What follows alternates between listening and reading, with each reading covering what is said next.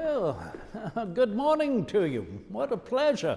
I beg pardon for the inclemency. I can certainly welcome you here to a warm and dry house, but there's nothing I can do about the weather. I have the pleasure to meet whom? My name is Mr. Light, President Jefferson, and I come bearing some correspondence. It turns out there are many people out there in the wide world today who wish to have an audience of you, to ask you some questions, and more particularly to wish you a happy birthday. Well, welcome, Mr. Light, and I welcome the questions, but I'm rather curious, how would you or anyone else know that this day, April the 13th, is my birthday? Because I will tell you, I was born on April the 2nd. That was back in 1743. Oh, I was born here in Virginia, surely, yes, but we were part of England, and Great Britain had not adopted Pope Gregory's calendar as yet. Now, 9 years later, in 1752, yes, then Great Britain adopted the Gregorian calendar, and so I have recognized my birthday on the 13th. However, I can tell you this much. Many people have wanted to recognize it, and in particular, a number in Massachusetts. In fact, my former Attorney General, Mr. Levi Lincoln of Massachusetts, wrote me back, I believe it was August of '03, that a number in Massachusetts wanted to know my birthday. And I replied that not approving myself of transferring the honors and the venerations for the birthday of our great republic to any individual, or for dividing them amongst individuals, I have declined to let my birthday be known. I've even engaged my family not to communicate it. But it is my birthday.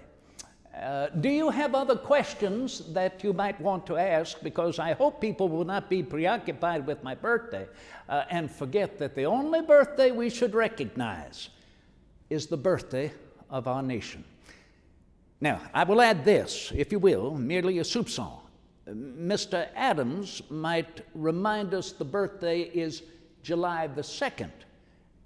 He is correct, because it is on that day that our Continental Congress in Philadelphia became the Congress of these States United and voted for independence.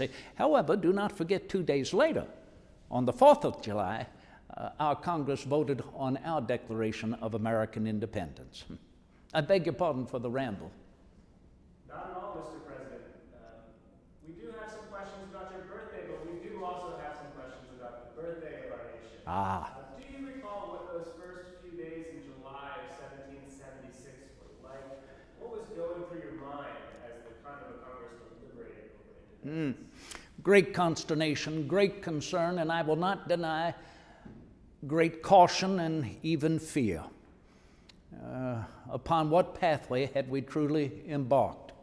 Our American Revolution did not begin overnight. It had already begun a year before that July in 1776, but we were so bold in that July of 76 to finally take a great step, not only on behalf of ourselves, but on behalf of the family of man across this globe. And the reason is simply that we became the first nation in the history of man founded upon principle, not upon monarchy, not upon nobility, royalty, landed gentry, aristocracy, ancient principles of liberty and freedom through the laws of nature, nature's God. I take the temperature several times a day, and I was reflecting upon the temperatures that July of 1776 in Philadelphia. And do you know, I realized that it was not so humid and hot as many would have thought. In fact, it was a very balmy 75, 76 degrees at noon on that July 4th. So I reflect back to those days not only with the remembrance of bold and great steps of human imagination, but I also look back on those days with regard to the science that we were beginning to pursue in order to establish a foundation, if you will, of recognizing the weathers, and for recognizing as well that as a people we should continue to pursue science for our improvement.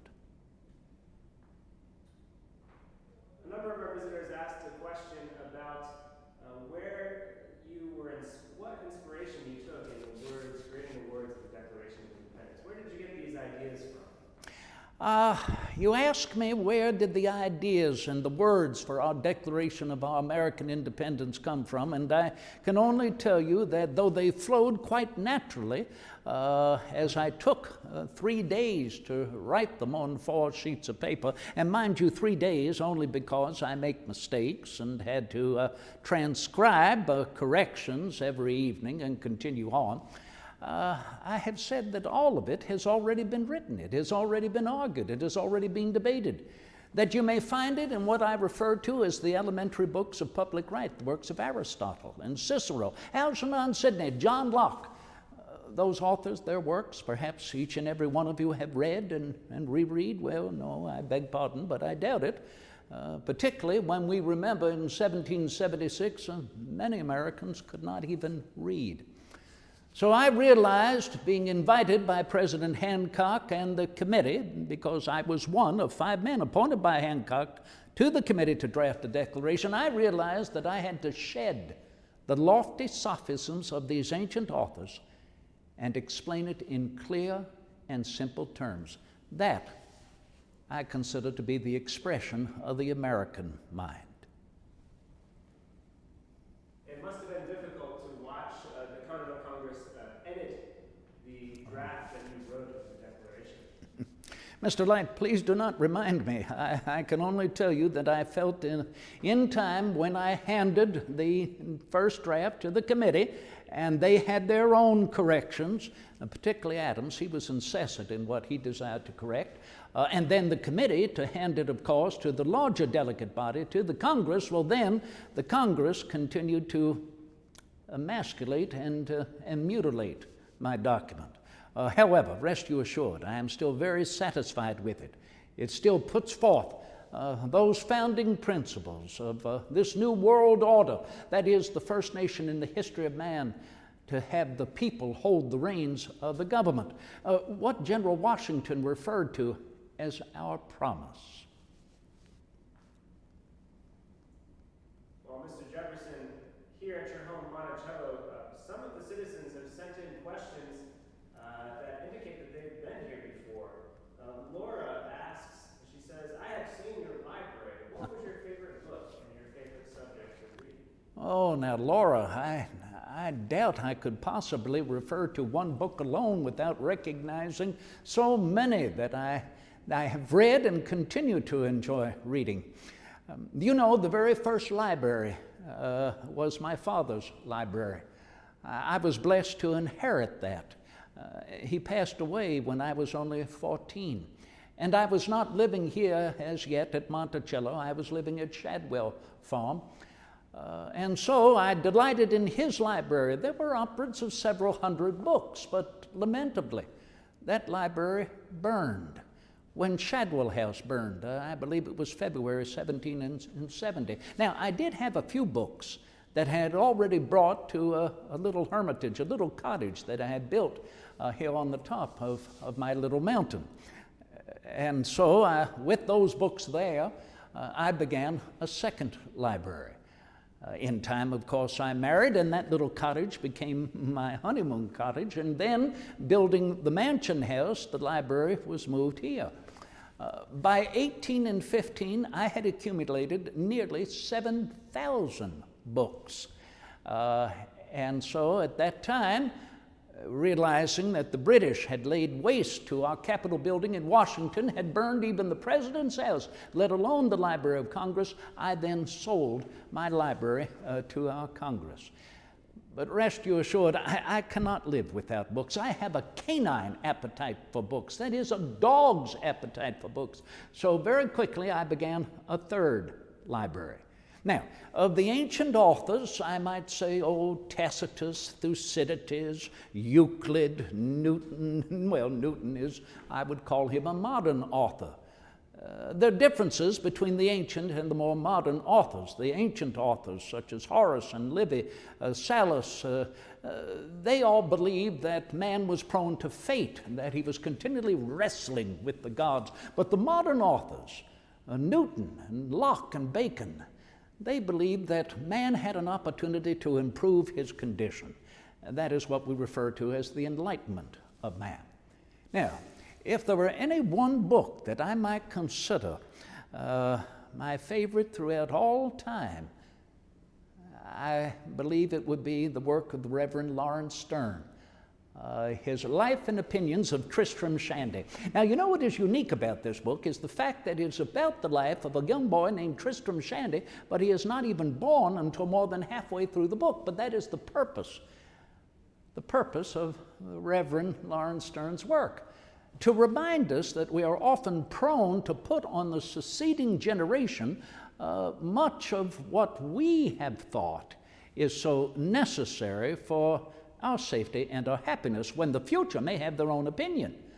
And what is unique about the Reverend Lawrence Stern's work is that as you read, as you're turning the pages, suddenly you'll turn a page and there's nothing on either of the two pages before you. You turn the next page and Reverend Stern informs you, "I beg your pardon, dear reader, but my mind drew a blank." It reminds us that we should not be too prone to even consider turning a page and having something else written upon it. Stern helps us to look outside of the box. Clearly, reading is one of your hobbies, President Jefferson. One of our correspondents today has asked about some recommendations for you. She says, at the present moment, many citizens are living under quarantine, confined in their own homes. And she says that many of her correspondents and friends are complaining of boredom. What activities, besides reading perhaps, might you recommend to them?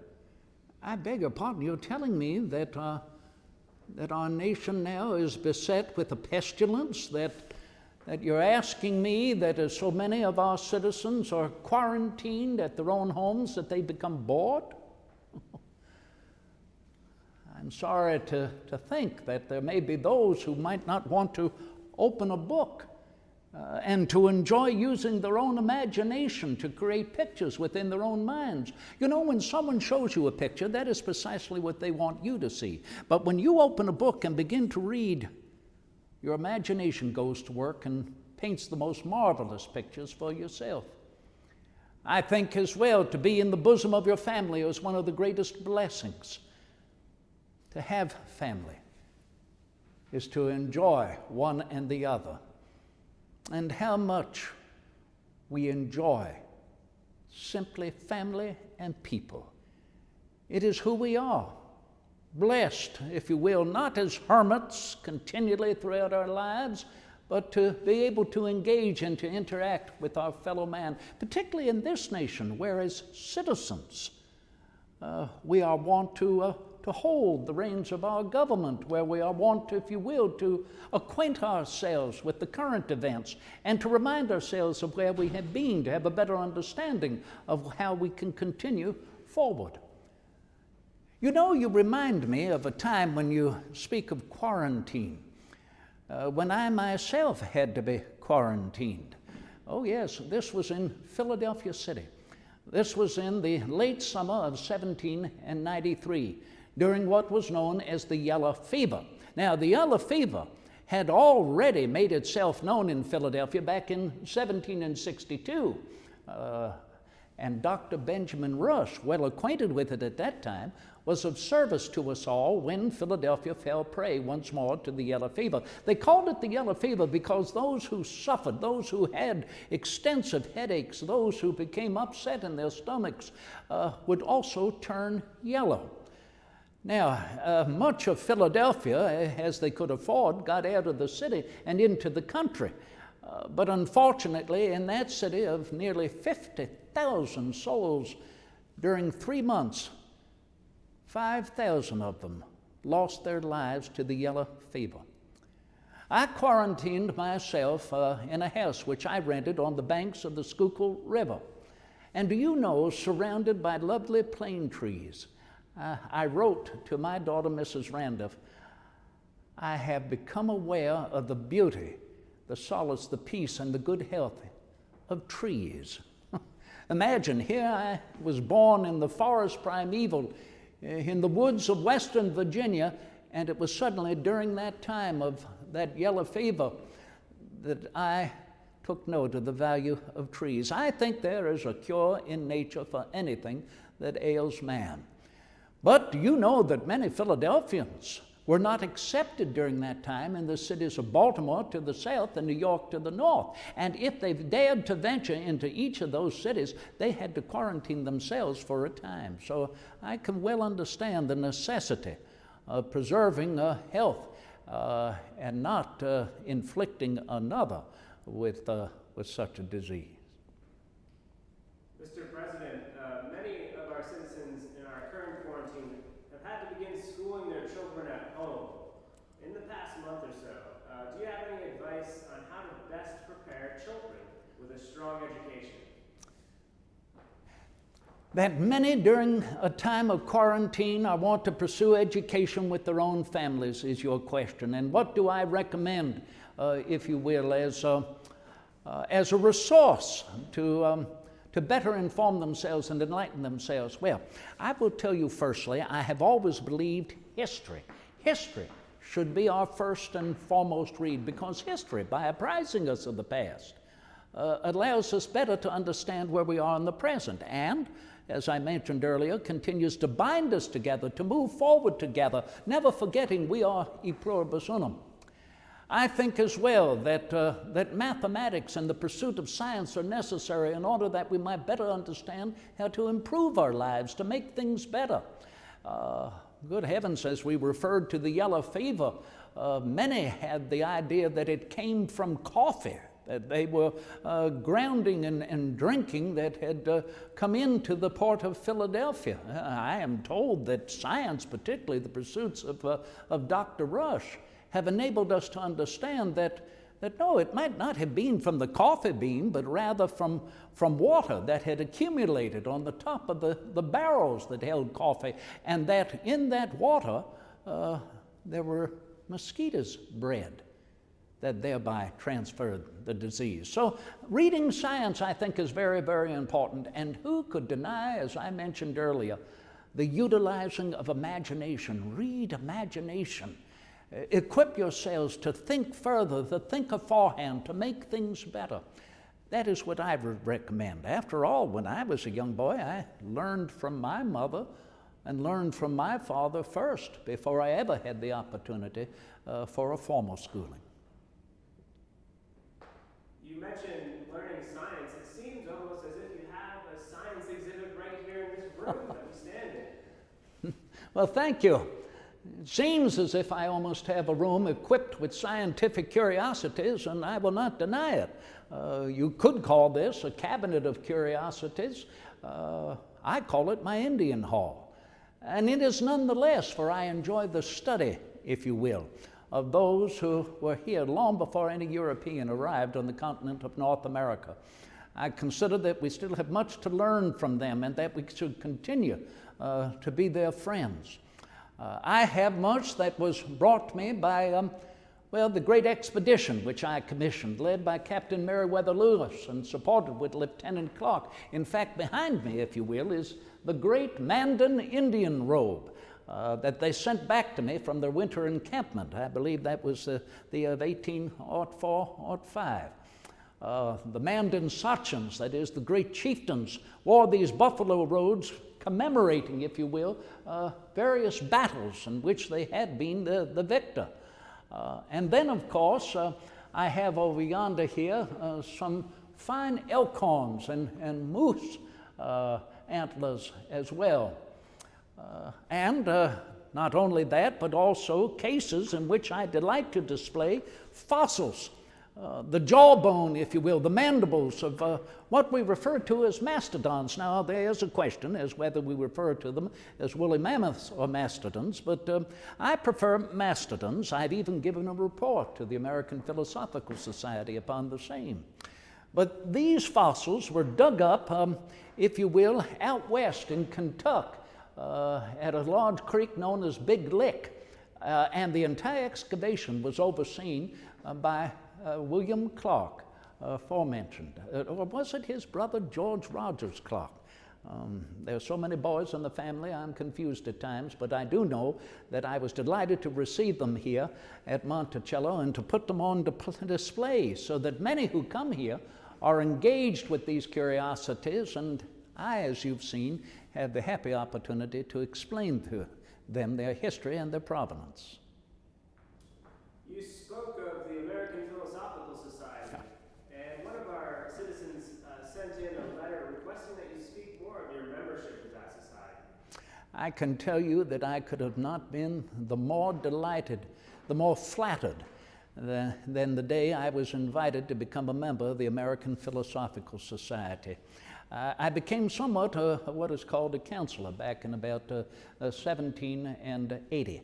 At the very same time that Colonel Timothy Matlack, the gentleman who wrote our Declaration of American Independence, that is the formal copy, the formally engrossed copy, at the time that he became a counselor. Oh, there were so many esteemed gentlemen with scientific curiosity who were members. And never let us forget, it was originally the Junto. It was founded by Dr. Benjamin Franklin the year I was born, 1743. It went out of its usual gatherings for about 20 years, was resurrected during the latter 1760s. And I became a most attended and enthusiastic member. Now, unfortunately, during the 80s, I served our nation as minister to France and was not here. But when I returned and when I took up the office of Secretary of State, our government then seated in Philadelphia, I had the opportunity to return to its many meetings. Now, I will tell you the more curious. I was invited to become a president of the American Philosophical Society on the 3rd of March, 1797. The next day, March the 4th, 1797, there in Philadelphia, I was sworn in as the vice president of our nation. I remained, if you will, president for a good 18 years, made many, many friends, enjoyed the many meetings that I attended. And let us not forget, other members of the American Philosophical Society included General Washington, John Adams, of course, Dr. Franklin aforementioned, Alexander Hamilton, Thomas Paine. The list is endless and continues so, I understand, with individuals of great curiosity and enlightenment. Well, Mr. President, you mentioned some of your contemporaries and some of your political offices. Of course, you were a diplomat in France. You mentioned being Secretary of State and Vice President and, of course, President. Many of our citizens are asking questions about your political career, and you particularly just referenced Mr. Hamilton. You both served in the cabinet of George Washington, you as Secretary of State while he was Secretary of Treasury. Our citizens are hearing a lot about Mr. Hamilton these days. Would you mind sharing some of your impressions? You have said that our citizens are hearing a lot about General Hamilton these days. You're asking that I might share my impressions. I'm rather curious as to why they may be hearing so much about him. Now, I will not deny I've heard some whistle airs carry melodies that seem to bespeak well, the illustrious accomplishments, character, verve, and vision, I will not deny, of General Hamilton. And, well, there we are, an example that music, let alone poetry, can carry within it history so vital for individuals to understand who may never have had the opportunity to learn to read or to acquaint themselves otherwise. So I'm very much in favor of it. And you ask me my opinion upon General Hamilton. Well, I have been concise many times. In essence, as I have written, he was a colossus, truly a host unto himself. He did not even need a party. Oh, he was one to contend with, and how well I came to understand that when we shared President Washington's cabinet. He, of course, was appointed the Secretary of the Treasury. I was the Secretary of Foreign Affairs, as it was initially referred to. Within a few months, it became the Department of State. And I would say that our great difference of opinion was an ancient difference. I say that because the dichotomy of human nature has been represented by these contesting opinions from time immemorial. Aristotle wrote about it millennia ago. A century before General Hamilton and I were born, Messrs. Locke and Hobbes wrote about it in Hobbes' Leviathan and Locke's essays on government. And an interest that large governments can better engage a people for their improvement as opposed to small governments, where that government governs best, which governs least. Now, there's the essential difference between General Hamilton and myself. And furthermore, that General Hamilton believed that commerce should always receive the first attention. That, if you will, stock jobbing and speculating encourage an enthusiasm for commerce, particularly to engage foreign nations to invest in us. No, I am of the other opinion. I believe that agriculture should receive the first attention. Commerce should always be its handmaid. Now, I hope people do not forget in this great contest that General Hamilton and I actually agreed on more than we ever disagreed over. Never let it be forgotten that General Hamilton and I together created our nation's Coast Guard. Oh yes, and General Hamilton may have referred to it as the necessity of revenue cutters. I referred to it as the necessity of militia boats, but we both agreed our nation needs a Coast Guard. We also agreed that our nation ought to engage a universal system of education, and particularly that our nation should have a standard of currency, north and south, that the value of money in every one of our states should be the same. And so therefore, he allowed me to create the decimal system for the creation of our nation's currency in tenths of 100. And of course, he helped to establish our nation's mint for that coinage. And furthermore, though I disagreed with him for the necessity of a standing army, I did not believe that we ought to suffer the expenditure in our treasury to provide for the support of an army. I thought we should continue with our state militias, and if there were any occasion in which our nation might be attacked, well then yes, then the people will rally forth and we ought to create an army out of those militias. And wouldn't foreign nations wonder what we're up to if we had a standing army in times of peace? Well, never let it be forgotten, I felt of necessity to reconcile. Compromise and resolution is a founding principle of our nation. So I accepted the idea for a standing army so long as it was led by an enlightened officer corps. And I will ever be grateful that General Hamilton lived to see, when I was president, the commissioning of our nation's military academy at West Point. I consider that a great accomplishment by myself and by my collaboration with General Hamilton. Mr. President, of course, there were many issues that divided many of the political leaders of your day in politics. Perhaps none more controversial than, of course, the institution of slavery. And one of our citizens, Julia, asks, Mr. Jefferson, why did you not, or could you not, free your own slaves? I hear you, Julia. I hear this from many people, asking continually, Mr. Jefferson, why do you not free your own people?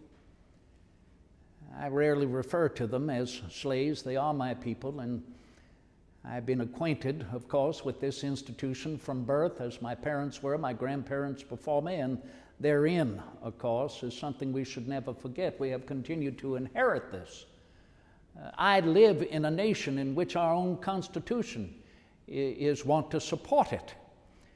That does not mean it is right. It is a moral abomination. And we should never forget God is a just God. And when do we begin to tremble in recognition His justice will not sleep forever?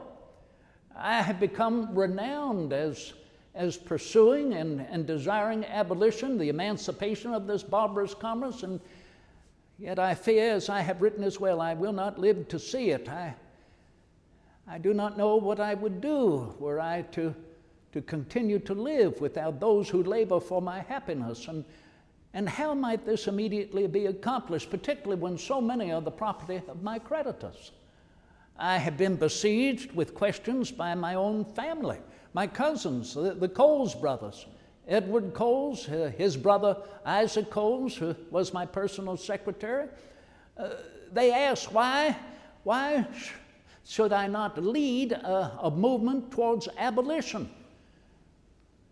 And I pondered that here in my dotage, my older age, as I enter into my 8th decade, whether it is feasible.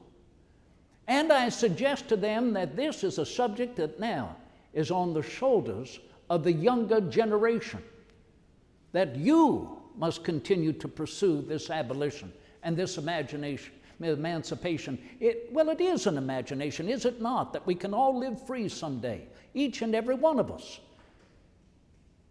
This must be for the future. I make no excuses, mind you that. I cannot excuse this. I can only hope and pray that it may be peaceably rectified someday.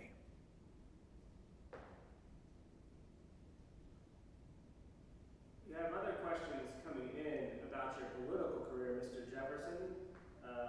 Emily, a freshman in high school, asks, did you like your presidency? And what did you find to be the biggest decision or issue that you faced? Emily, I will tell you this. I was 40 years in public service. I entered when I was a young man, 26 years of age. The spring of 1769, I sat in the old Virginia House of Burgesses in Williamsburg, Virginia. I would have never thought that 40 years later, in March of 1809, I would hand the gavel to Mr. Madison and finally retire. Happily so, here to my little mountain amongst my native woods and fields. But you ask me about the presidency, and I will tell you those last 8 years in public service were for me a splendid misery. I lost many friends, most of them owners of newspapers. Do you know, whereas I used to read several newspapers a day, I've given them up almost entirely and have resorted to reading Tacitus, Thucydides, Euclid, Newton. I am much the happier for it. But public service is a necessity in a democratical republic, particularly in a nation governed by the citizen body. And so therefore, never let us deny that politics is a high calling. It is the art of compromise and resolution on behalf of the common good. So one is to expect, as they enter thereupon, such public service and its honorariums, that they will be beset by ancient arguments and contentions. Another citizen asks, Mr. Jefferson, every president faces a challenge to the national life unlike any that have come before. What was such a challenge during your presidency? You ask me what are the challenges of every presidential administration, and you suggest that they are different for each successive one. I could not agree more. Who would have thought that when I was first asked to stand for the office of president in 1796, at a time when His Excellency President George Washington said he would not suffer a third term, and we ought to remind ourselves General Washington could have been president for life. Well, who would have thought that I would be standing opposed to my old friend John Adams, our vice president at that time? Who would have thought that I would lose in that presidential election and during the next 4 years have to, well, as I have written, suffer the office of the vice president? I hardly had anything to do. I spent most of my time here at Monticello in a good read, though I did preside over the Senate in Philadelphia. And the arguments did not end. I was not a quiet vice president. I contested with my own president. Arguments over the growing deficit of spending in our nation, arguments over our treatment of our former ally, the French. And so there it is. Who would have thought that in 1800 I would be invited to stand for the office of president once more? And I can tell you, that presidential election in 1800 was the most contentious presidential election I think that modern man had ever witnessed. Any election for a high office of such vitriol. Accusations, heresies hurled between the candidates. The newspapers were rife, if you will, with all sorts of extraordinary stories of denigrating the other character, the esteem of each of the candidates was at a loss. In fact, there were not 2 candidates, there were 4 that were standing for that office of president. My own political platform, the anti-federalist, the Democratic-Republican platform, was divided by a former Federalist, Colonel Aaron Burr. And yet John Adams was not safe. His Federalist platform was divided by a great hero of our American Revolution, General Pinckney, Charles Colesworth Pinckney of South Carolina. And who would have thought, when the electoral votes came in to Washington City that February of 1801, they did not result in a victory. They resulted in a tie, and not for President Adams. In fact, the tie was 73 electoral votes each for Aaron Burr and Thomas Jefferson. And for many, many days, our nation did not know who would be the next president. Mercy, could you ever imagine such a thing happening to us again? But citizens never let us forget. We rectified that electoral vote. We compromised. We resolved our differences. And so it was finally that I was elected our nation's 3rd president. When I took the oath of office, that March the 4th, 1801, there in the old Senate chamber, in the north wing of our Capitol building, the Capitol not yet completed, I stated clearly that as Americans, a difference of opinion must never be a difference of principle. That we are all Federalists, we are all Republicans, and so therefore we must remain together for the common good. So you ask me, my greatest concern, my greatest accomplishment during 2 administrations, 8 years, I consider it to be the reconciling of our political antagonisms of that election of 1800. That is what occupied me that first administration, to bring us back together again. Now, I will not deny, yes, we succeeded in the Tripolitan War. We succeeded, if you will, in doubling, some say tripling, the size of our nation with the purchase of New Orleans and Louisiana. We've succeeded in the commissioning of an extraordinary scientific expedition to the West. But I think my upholding the principles upon which our nation was founded and reminding us that we showed the rest of the world we could bring 13 individual nations together to form e pluribus unum was something for which I will ever be proud.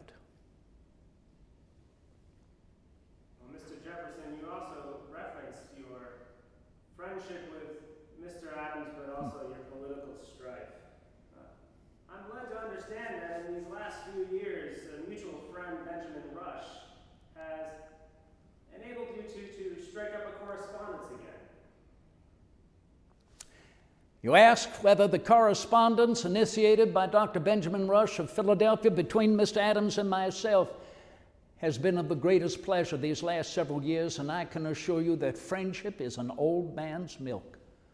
Indeed, we enjoy corresponding between one and the other, and we had not been able to do so for nigh 11 years. Remember, he lost that presidential election of 1800. He would not even stay for my inauguration. I thought that we would never be able to reconvene that friendship, and indeed, it has remained a friendship with me. I'll never forget when we first met there in Philadelphia, the spring of 1775, and no two men could be more different, not only in stature, but in vernacular, and of particular opinions, and where we were born and where we grew up. Mr. Adams in the North, myself here in the South. But do you know that Dr. Rush referred to the two of us as the North and the South of our nation? And the fact that we came together, as so many did, to create our remarkable union. I look forward to every letter that I've received from Mr. Adams. I understand he does so in my correspondence that arrives at his doorstep there in Quincy, Massachusetts. I'm hopeful that we might be able to see one and the other someday, particularly that I might reconvene conversation with his delightful lady, Abigail Adams. Perhaps old age will be more of a deterrent for that, and I mean not only for myself, but for Mr. Adams as well, and Mrs. Adams too. But I will tell you this, just 1 hour of conversation with the two of them personally would mean more to me than any gathering or compilation of our letters. Unfortunately, distance is wont to separate us so widely.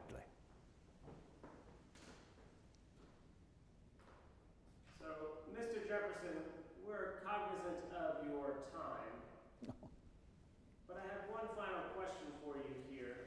I know you do not like to have Americans commemorate your birthday, but how should future Americans remember you on your birthday?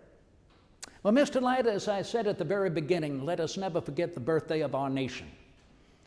And I hope, if I am to be remembered in the future, that it will be for what I have been able to accomplish on behalf of the further happiness, safety, and security of not only my fellow Americans, but for the family man across the globe. I would like to be remembered as the author of the Declaration of American Independence, of the Statute of Virginia for Religious Freedom, and as father of the University of Virginia. Not one word more. By these three, as testimonials that I have lived, I wish most to be remembered.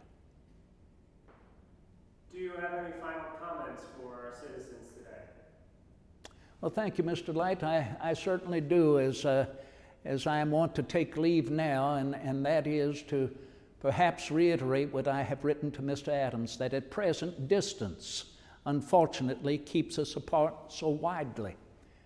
But I am very much looking forward to when I can personally greet each and every one of you once more here in our house at Monticello.